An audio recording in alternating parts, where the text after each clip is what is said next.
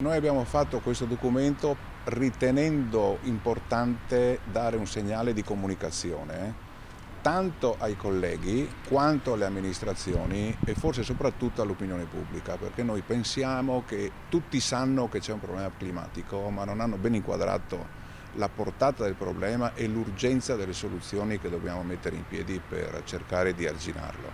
Quindi è stata una mossa che parte, se vogliamo, da un dovere morale. Non esiste una soluzione per risolvere o per comunque gestire il problema climatico.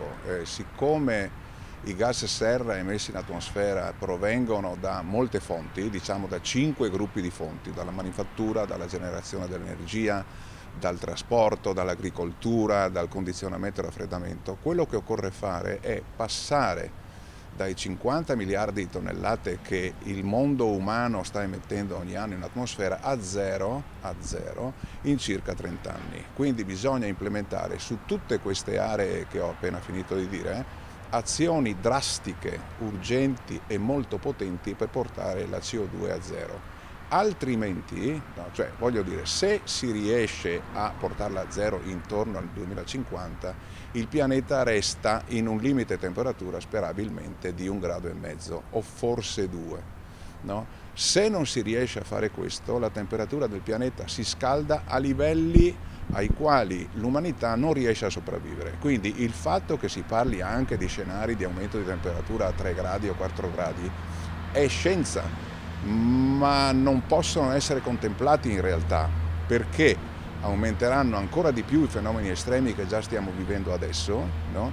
E di fatto succederà che coloro che vivono nei territori dove stanno vivendo adesso dovranno andarsene da un'altra parte e siccome saranno dell'ordine di grandezza del miliardo se non di più, si innesta un problema sociale di immigrazione involontaria che diventa ingestibile e quindi bisogna assolutamente agire per impedire che fenomeni di questo genere avvengano. Cioè, concettualmente è molto semplice, il problema è che invece implementare queste soluzioni ha bisogno, uno, della collaborazione di tutti gli Stati, come si sa, due, di una pace conseguente, tre, di gente capace di avere lungimiranza e capace di arrivare ai risultati necessari.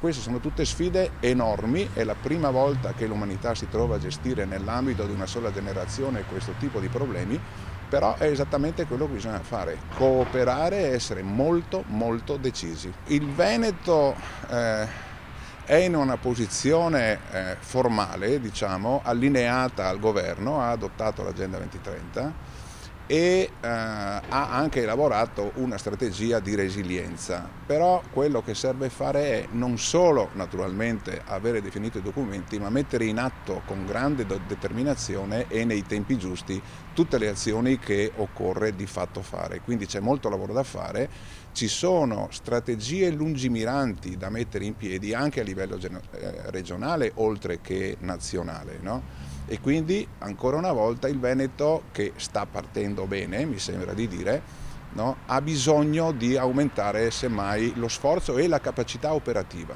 Facciamo un piccolo esempio, se c'è da sviluppare il solare bisogna risolvere urgentemente i problemi della permessistica. Cioè il fatto che diciamo, no, c'è la sindrome NIMBY, not in my backyard, no? Cioè, vanno risolti velocemente queste cose, altrimenti non se ne esce. E gli ingegneri come possono aiutare?